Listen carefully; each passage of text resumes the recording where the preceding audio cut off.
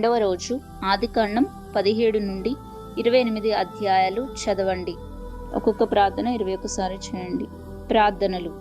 నా శరీరంలో ఉన్న ప్రతి అనారోగ్యమా నజరేయుడైన యేసు నామమున బయటికి రమ్ము. ఆమెన్. దేవుని యొక్క ఖడ్గమా నన్ను వశపరుచుకుటకు నా జీవితంలోనికి వస్తున్న ప్రతి శక్తిని నజరేయుడైన యేసు నామమున నరికివేయుము. ఆమెన్. నా జీవితాన్ని నిందిస్తున్న ప్రతి వింత నక్షత్రము నజరేయుడైన యేసు నామమున ఇప్పుడే పడిపోవునుగాక. ఆమెన్.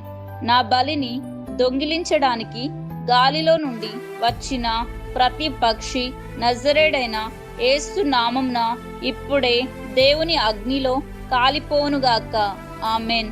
నా తండ్రి ఇంటి ప్రతి రక్తపు దార నజరేయుడైన యేసు నామమున ఇప్పుడే విరిగిపోనుగాక. ఆమెన్.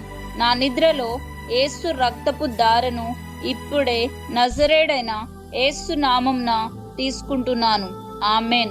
నా జీవితంలో చీకటి సంబంధమైన నాటబడిన ప్రతి వేరును దేవుని యొక్క అగ్ని కనుగొని నజరేయుడైన యేసు నామమున ఇప్పుడే కాల్చివేయునుగాక. ఆమెన్.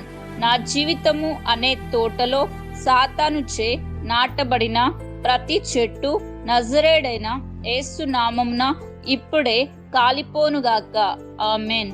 దేవుని ఆజ్ఞ ముందుగా వెళ్ళి సాతాను శత్రువు నాటిన ప్రతి తోటల నుండి నజరేయుడైన యేసు నామమున నన్ను విడుదల చేయునుగాక. ఆమెన్. పరలోకమందున నా తండ్రి, నా ప్రార్థనలన్నిటికీ సమాధానాలు ఇచ్చినందుకు నజరేయుడైన యేసు నామమున కృతజ్ఞతాస్తుతులు చెల్లిస్తున్నాను. ఆమెన్.